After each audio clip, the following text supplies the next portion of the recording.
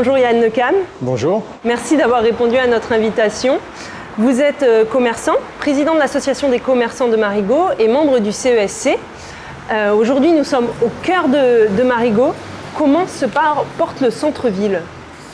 Écoutez, il se porte de manière à ce qu'on a beaucoup de travail, c'est très compliqué. Les choses se compliquent de plus en plus. Pourquoi ? Alors, effectivement, deux choses, c'est-à-dire que il y a tout ce système où les gens maintenant achètent beaucoup en ligne. Donc se balader, faire les commerces, c'est un petit peu du domaine de l'ancien. Donc c'est vrai que maintenant les nouvelles générations vont vouloir avoir tendance à tout booker en ligne. Et effectivement, se balader dans les commerces, c'est peut-être moins facile. Plus on a un petit peu cette... après Irma, qui s'est fait un petit peu crescendo, où on a réussi à remonter un peu la pente, mais on a perdu des commerçants après Irma qui ne sont jamais revenus. Donc on a pu récupérer peut-être 60% de ce qu'il y avait avant Irma, de toute cette économie qu'il y avait avant Irma. Ensuite, on a eu le Covid qui a rendu un peu les choses un peu plus difficiles. Et il y a eu l'après-Covid qui a été assez boosté, qui a été très bien pour 2022. Et des nouveaux se sont mis dans cette nouvelle énergie. Et en fin de compte, là, depuis 2023, ça s'est rebaissé un petit peu, ça rebaisse un peu. Donc, comme je vous l'ai dit tout à l'heure, on a eu 12 nouveaux commerces en moins de 2 ans qui sont venus à l'association, qui sont membres. Il y en a forcément eu plus, mais en tout cas, nous, les 12 que nous maîtrisions, que nous avons à l'association, 8 sont en train de fermer et 6 sont d'ores et déjà fermés. Et pourquoi c'est si difficile, du coup, pour ces nouveaux commerces d'arriver au centre-ville ? Qu'est-ce qui se passe ? Pourquoi c'est eux qui ferment ? On a du mal à définir un petit peu l'enjeu, c'est-à-dire qu'aujourd'hui, quelqu'un qui part sur des bases normales pour ouvrir un commerce attend forcément un cahier des charges où il va cocher des croix en fonction de ce qui se fait, mais on n'est plus du tout, on est vraiment dans un changement justement des modes de consommation des gens et en même temps sur nos centres-villes qui n'est plus suffisamment attractif ou en tout cas qui est dispersé. Et pouvez-vous nous parler un peu des projets du coup, de développement du centre-ville ? Est-ce qu'il y a des choses qui vont se faire ? Alors des projets, il y en a qui sont défendus par la collectivité et il y a aussi des problématiques qui sont mises en avant. Justement, vous parliez de mon mandat du CESC. Au CESC, je travaille sur une commission des commerçants et des artisanats. Donc on a commencé une étude en fin de compte sur le manque de fluidité entre les touristes qui arrivent sur le front de mer et le cœur du centre-ville. Donc on s'aperçoit qu'effectivement, nous avons beaucoup de monde qui arrive sur le front de mer, mais ils ne se font pas sur tout le cœur du centre-ville. Et certains commerces, dont 90% de nos adhérents qui sont au cœur du centre-ville, ne profitent pas de cette économie, de ces touristes. Donc on est en train d'évaluer un petit peu la problématique. C'est un sondage que l'on fait, ça va être fait sur tous les jours de la semaine. On a déjà fait les week-ends. Donc ce sont des questions qui sont posées aux touristes, des questions qui s'adressent aux locaux et qui s'adressent aussi aux commerçants, que ce soit les gens du marché ou les gens des lolos, pour savoir effectivement ce qu'attendent les commerçants en général et aussi ce qu'attendent les touristes.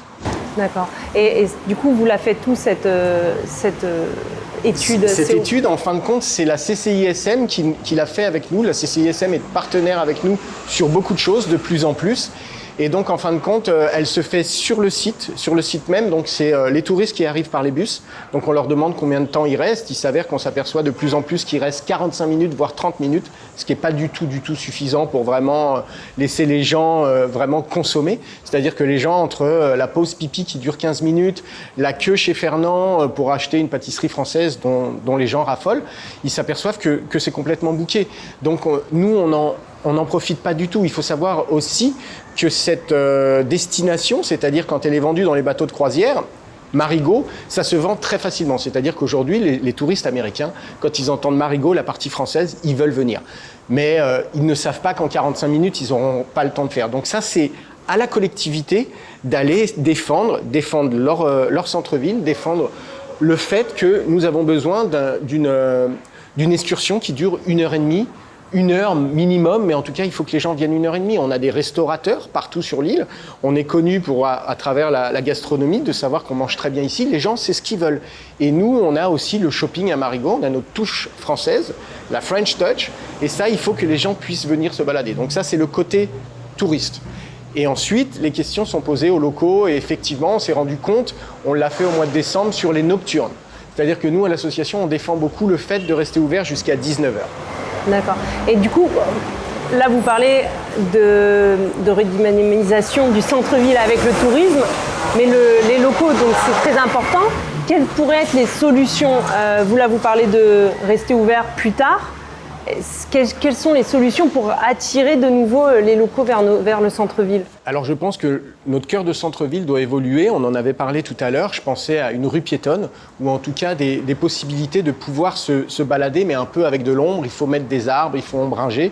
Vous m'aviez dit qu'il y a des endroits où il y a des parapluies, des choses assez jolies qui créent de l'ombre, qui fait que les gens doivent commencer à apprendre à se garer et à aller se balader. On va se balader 1 heure, 2 heures, on va faire du shopping, mais il faut toujours pouvoir marcher. Il faut arrêter que les gens pensent à vouloir se garer devant telle ou telle boutique, tel ou tel endroit et reprendre la voiture pour refaire 10 mètres ou 20 mètres de plus. Ça, c'est pas possible. C'est pas possible ici parce qu'on n'aura pas suffisamment de parking.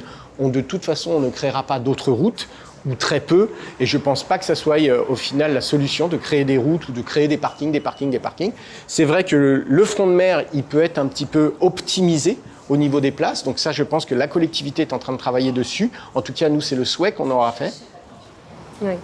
Mais oui, les parkings, le stationnement, la circulation du centre-ville, c'est quand même quelque chose C'est un gros problème. C'est un gros problème, mais qu'on ne va pas résolver en rajoutant des places de parking. De foncier, on ne va pas en faire plus. Des routes, je ne pense pas que ce soit intelligent d'en faire plus. Il faut que les gens comprennent qu'on est une île de 90 000 habitants, en comptant les 2 parties de l'île, mais c'est vrai qu'en saison, on va basculer jusqu'à 300 000, 400 000 personnes sur cette île. Et c'est comme dans toutes les destinations touristiques, c'est-à-dire que cette île est faite pour 90 000 personnes, et en saison, on tombe à 300 000, 400 000, je ne connais pas vraiment les chiffres. Peut-être je me trompe dans ce que je vous dis, mais je pense qu'on n'est pas loin. Et du coup, il faut s'organiser. Il faut changer les mentalités. Comme les poubelles ont été faites un petit peu partout pour qu'on apprenne aux gens effectivement à trier les ordures, il faut apprendre aussi aux gens à marcher, à aller se garer aux extérieurs des villes, à des endroits, et puis se promener. Par contre, il faut leur proposer de l'ombre. Ici, il fait très chaud, surtout en été. Il faut proposer de l'ombre. Et autre problématique du centre-ville de Marigot, c'est cette marina sur laquelle on est. Depuis Irma, on a encore des vestiges finalement de l'ouragan. Quel est son avenir? L'avenir de Marigot, Non, de la marina royale. De la marina, on parle de la marina royale. Bon, alors je suis très content de parler aussi de la marina royale parce que ça a toujours été le poumon économique de Marigot comme il a été fait dans les années 80. C'est-à-dire qu'il faut se rappeler qu'à partir des années 80, 90 jusqu'au début 2000, la marina était un lieu où il y avait plus de 20 restaurants, où il y avait 60 commerces et les gens restaient ouverts jusqu'à 20h. Donc ça, c'était très dynamique. Et là, ce qu'on cherche effectivement, c'est à rendre ce dynamisme. Donc il faut modifier pas mal de choses, comme on a dit, sur une rue piétonne, peut-être la rue du Général de Gaulle, ombragée, mais il faut surtout se motiver sur la marina. C'est-à-dire que la marina sera toujours le poumon économique. La marina, c'est quelque chose qui est très joli. Les gens veulent déjeuner, veulent dîner sur un plan d'eau, ils veulent pouvoir faire les boutiques en même temps. Donc c'est ça qu'on a vendu dans les années 80 et qui marchait très bien. Donc on attend de la collectivité justement qui définisse un peu la DSP, donc la délégation service public qu'ils vont proposer. Je pense que là, nous, on a fait beaucoup de notre travail au sein de l'association des commerçants, c'est-à-dire qu'on a rendu toujours cet endroit assez dynamique. On a aidé tous les commerçants qui voulaient s'implanter sur la marina, donc que ce soit des restaurateurs, que ce soit des commerçants. Tous les gens commencent à arriver. Là, aujourd'hui, il nous manque 2 gros emplacements, c'est-à-dire anciennement le Spinnaker, qui est un angle de la marina, et justement aussi anciennement le Café de Paris. Donc tout ça, c'est des endroits qui vont être repris dans les 7-8 mois à venir, qui vont tout redynamiser. Mais tout ça, c'est vraiment important et il faut que la collectivité nous accompagne dans la facilité qu'auront ces entreprises à venir s'établir. Et est-ce qu'on peut espérer un jour revoir les jeudis de la marina ?